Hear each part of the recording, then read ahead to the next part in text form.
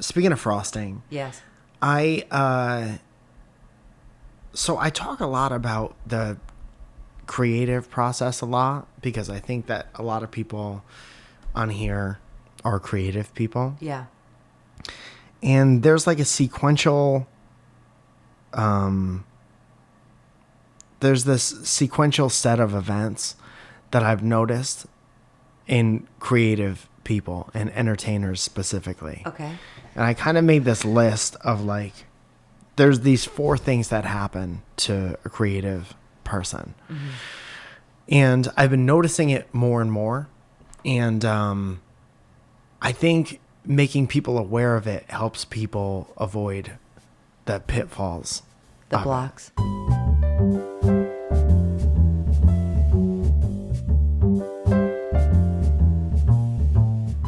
So this is like the stages of an entertainer that I've noticed. Okay. An unrefined list. Okay.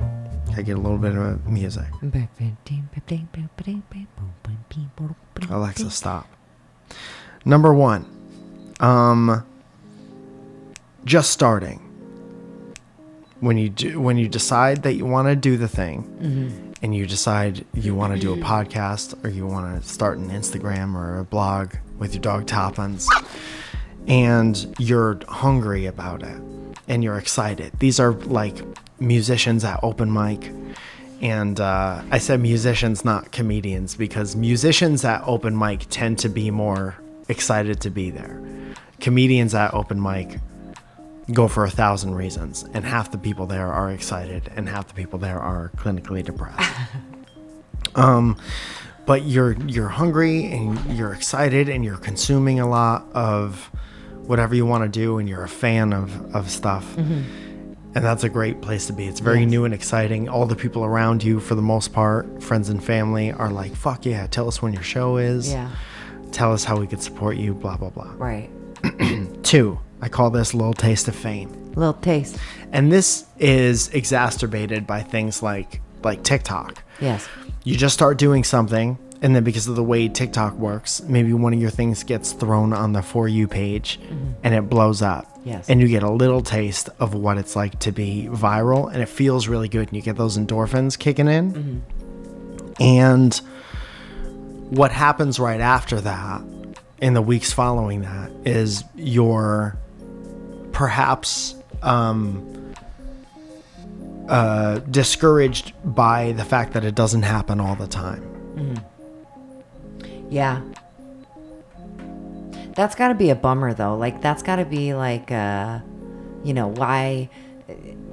This goes back to what I always say, that, like, artistic people or anyone... creative type people are always so judgmental of themselves. Mm-hmm. And then if something blows up and then something else doesn't... Yes. It's like this high and this crazy low. You know what it does sometimes? Fucks your shit. It leads us gently into number 3 on the list. Yes. Becoming a dick. Yes. So, in becoming a dick, you have that little taste of fame. You were hungry, then you got a little taste of it. Now you know what it feels like. And you think you got it.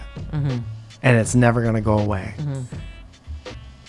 And then you can't always get right back there because you don't know what you did necessarily mm-hmm. to get right back there. Yes. And this is normally like you start to blame other things and you start to, I've just seen so many other people be like, oh, I got shadow banned from this place, or the algorithm this, the algorithm that. Mm-hmm. And I've been there.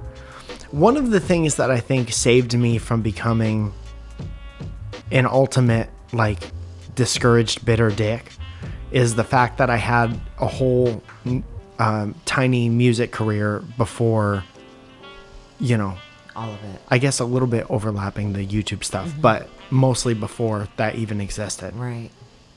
And I honestly I'm so happy with the way that my life played out, that I got to do this creative endeavor before, like the whole, like a lot of people who are younger than me, their whole shit became I want to blow up on YouTube. Like Right. even now, Yeah. people want to be a creator, but Yeah. I had a creative job before that was an option. Mm-hmm. So I knew what it was like to like create something and be bad and then think you're good and then get checked into believing that you're not good. Right. And then you just kind of see how that plays out. And even now, I feel like I did that 3 times essentially. I had the music thing, and then I had the whole YouTube, ran the gamut of the YouTube thing. Mm-hmm. And now with being a stand-up comedian, it's like I feel like I'm very at peace with the way my stand-up journey is going because I was able to like do these 2 other careers. Right. And I have this other list that I wasn't going to do, but it kind of ties in with this thing. Okay. So that's becoming a dick. And here you're at a pinnacle point. You could quit at the behest of your own sanity and the Right. people around you, or you can check yourself before you inevitably wreck yourself. Yes. So this brings me to my last thing on the list. It's number 4. Getting it because you're very aware of the struggle and recognizing that in other people. So I think about like, who's a good example? Like Santino is on, he, after trying and failing at a bunch of things and getting really close to, you know, he had that role on like mixology and stuff like that, and then that show got canceled. I'm sure that was like a huge bummer because maybe at the time, I honestly don't know, but maybe at the time he thought that was going to be his like whatever. He had stand-up, went through all the trials and tribulations of that, and then got into the bigger pool of like being a TV person and went through all the trials and tribulations of that, and now he's on like this hit TV show. So when you hang around with him, it's a very like calm, I've been there. I recognize where you are. I can Right. see where everybody is in between. Right. So you're not really a dick. You're just like where you are, and you recognize and you see the struggle and trials and tribulations in everybody else. And I think it's really interesting. Yeah. He's a good hang. Sometimes. No, I'm just kidding. He's a good guy. So,